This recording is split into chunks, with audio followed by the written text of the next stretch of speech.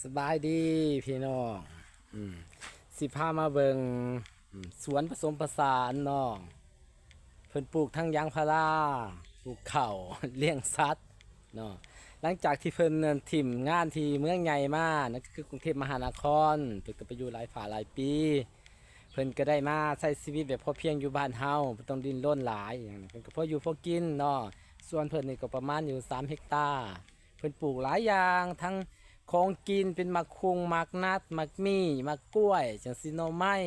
สิแล้วก็ยางพาราอืมเพิ่นปลูกไม้ซักเพิ่นก็ปลูกหน่อไม้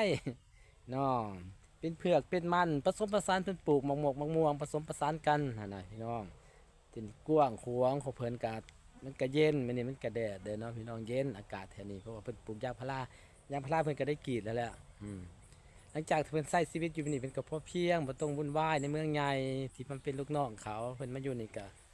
ดีขึ้นกว่าเก่าเนาะเจ้าของเพิ่นก็ยังโสดแต่นี่เพิ่นก็ยังไปเสียหญ้ารกหญ้าบ่แม่นเสียหญ้ารกหญ้ามันเข้าเพิ่นก็ได้จ้างลูกน้องมาลูกซอยเนาะเป็นจังไดก็เฮาก็เบิ่งนํกันเนาะบ่แม่นพราหมณ์นั่นเป็นแบบพอเพียงของเพิ่นพี่น้องเนาะ